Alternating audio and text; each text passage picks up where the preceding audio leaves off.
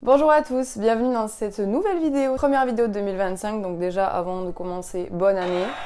Espérons que 2025 soit meilleur que les années passées pour tout le monde. Aujourd'hui, pour commencer l'année, j'ai décidé de clôturer l'année 2024 qu'on vient de passer en vous partageant mes favoris, un peu divertissement. On va retrouver des films, des séries, des livres et des musiques aujourd'hui. C'est un format que j'ai décidé de faire tous les trimestres à partir de maintenant. Donc toute l'année 2025, à la fin de chaque saison, vous aurez mes favoris du printemps, de l'hiver, de l'été, etc. Avant toute chose, n'hésitez pas à vous abonner si vous voulez suivre la chaîne cette année et surtout à partager vous vos favoris 2024. Alors peut-être un film, une série, un livre, un truc, un musée, je sais pas, ce que vous voulez. Et bien je vous laisse avec la suite de la vidéo. Alors dans la catégorie film, j'en ai choisi 3. En première position, c'est un peu un film, j'étais trop contente de tomber dessus un peu par hasard. C'est le film Five Nights at Freddy's, donc c'est inspiré du jeu qu'on a pu regarder en let's play en 2000, je ne sais pas combien. C'est comme ça que j'ai connu le concept du jeu vidéo et ils en ont fait un film. Donc on retrouve Josh Hutcherson dans le rôle de Mike qui joue un jeune homme qui s'occupe de sa petite sœur et qui, pour un peu assurer financièrement,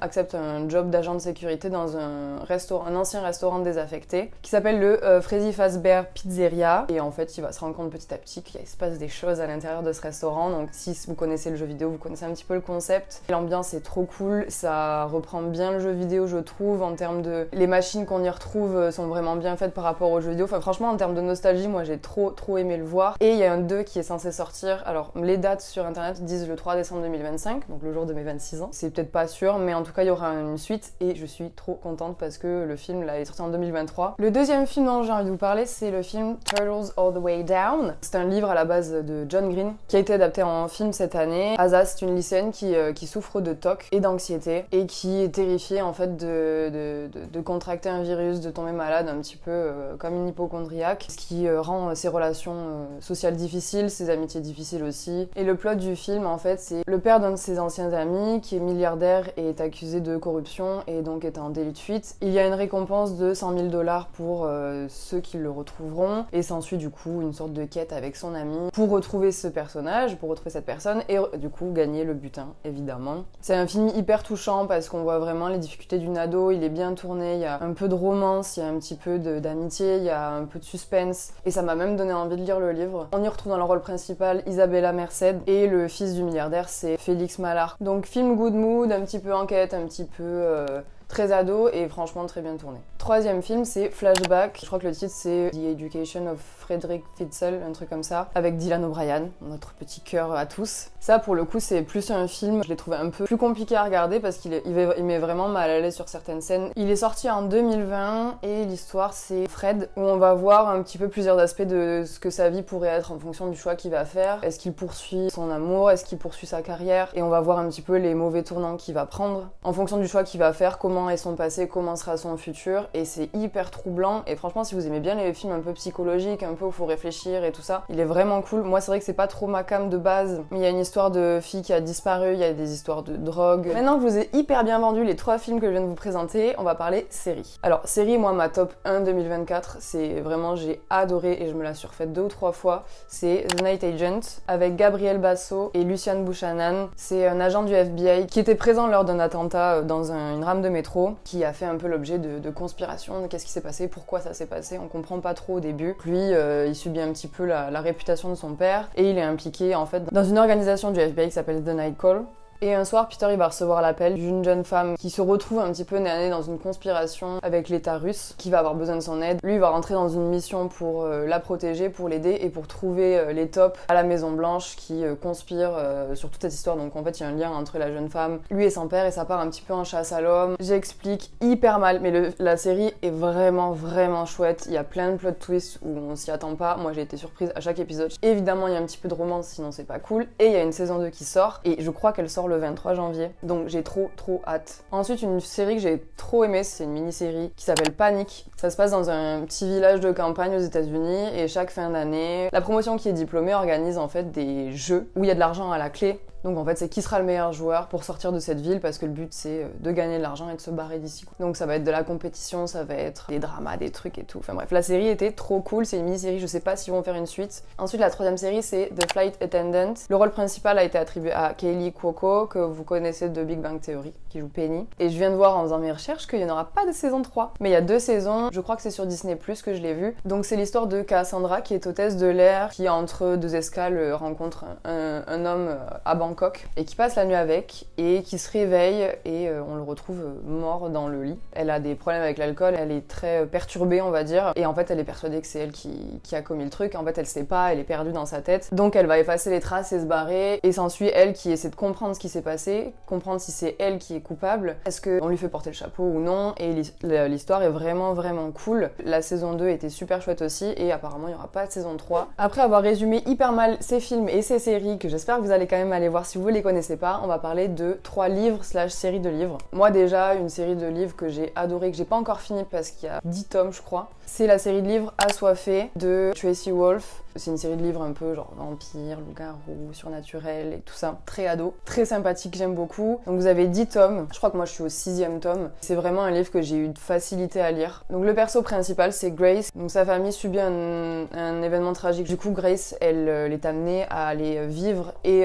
étudier dans l'école que son oncle tient, qui s'appelle Katmir. Elle est un petit peu accueillie, on sait pas trop, on comprend pas trop pourquoi les gens ne l'aiment pas forcément au début. Petit à petit, on commence à comprendre que les gens de l'école sont des personnes surnaturelles, les fameux vampires, les loups-garous, les trucs, tout ce que vous voulez. Le livre est trop bien écrit, c'est facile à visualiser dans l'univers du livre, des livres même, et en fait tous les tomes vont se suivre, donc il faut bien lire dans l'ordre. Mais bon, c'est surnaturel, c'est un peu d'amour, un peu d'amitié, un peu de suspense, de thriller, de pouvoir, de trucs et tout, enfin bref, c'est trop bien, je kiffe.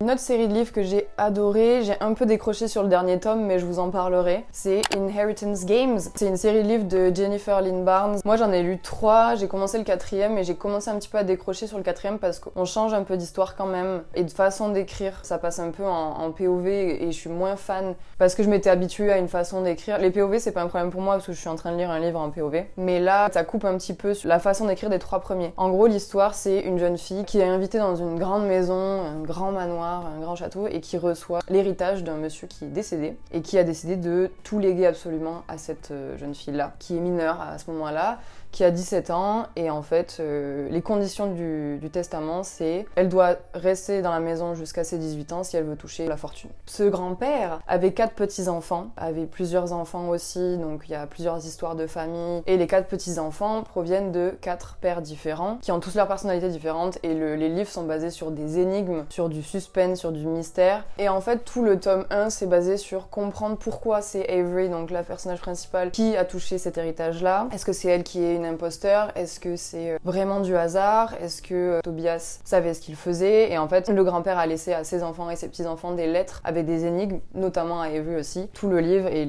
la suite va être basé sur des énigmes, à comprendre le pourquoi du comment. Je suis une vraie merde. J'explique trop mal, c'est horrible. J'arrive pas à sortir de mon cerveau avec des mots quoi. Et c'est hyper bien construit et franchement l'auteur a fait un boulot monstre je trouve, parce que tout se colle bien et t'apprends dans le tome 3 des trucs du tome 1 et tu te dis mais en fait il y a quand même de la logique, enfin l'écriture du livre est incroyable je trouve. Allez checker ça, au moins allez lire les synopsis, tentez de lire le premier tome et je pense que vous allez accrocher pour la suite, franchement il est trop bien. Là on va passer sur un petit truc un peu romance, clin d'œil. Pourquoi je parle comme une pétasse là? C'est un livre de Mercedes Ron qui a écrit aussi les livres à contresens, donc Culpa Mia, Culpa Tuya. C'est des livres à la base et cette auteure elle a écrit aussi le livre qui s'appelle Face à Face, qui est en 2 tomes, mais en fait elle fait tout en 2 tomes, mais ça reste le même livre. Face à Face, il y a 2 tomes, tome de 150 pages ou 200 pages, qui construisent un seul livre, et pareil pour les à contresens, il y aura 3 films, mais il y a 6 livres. Donc Face à Face, c'est une fille qui s'appelle Ivory, qui vit à New York. Ivory, donc c'est la fille d'un monsieur important, qui est enlevée à Central Park. Son père, à partir de ce moment-là, est convaincu qu'on veut lui faire passer un message et qu'on veut se venger de lui par sa fille, et il engage un garde du corps qui va du coup devoir vivre et surveiller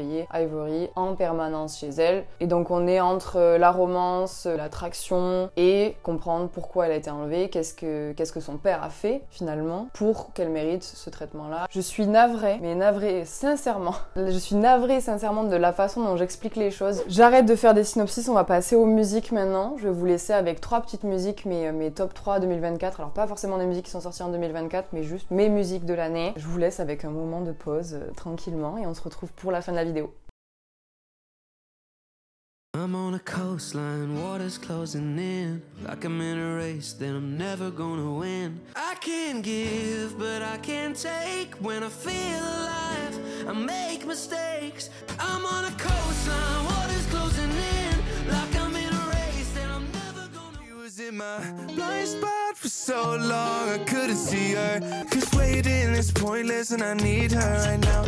I'm late, yeah, I know that we gotta work this out. But she was in my blind spot for so long, I couldn't see her. Line up the love song so I could save her. She got me like, is it getting harder? Cause it's getting harder to breathe. I told her sit down, right in front of me. She can get loud, let me know you wanted me. She got me like, is it getting harder? Cause it's getting harder to breathe. So put it on me. Merci beaucoup d'avoir suivi la vidéo. J'espère malgré tout qu'elle vous aura intéressé, qu'elle vous aura plu et que vous aurez découvert une ou deux choses à lire ou à voir. Et n'hésitez pas à me dire si vous avez déjà vu ces choses-là, si vous avez des recommandations dans le même style, surtout pour les livres. Moi j'aime bien les trucs un peu young adulte, un peu simple à lire, un peu romance, love, cœur. Donc si vous avez des trucs, je suis hyper chaud parce que j'ai un objectif de lecture, si vous avez vu ma vidéo sur la nouvelle résolution. Un livre par mois minimum. Passez une bonne journée, une bonne soirée, une bonne après-midi et à bientôt pour une prochaine vidéo.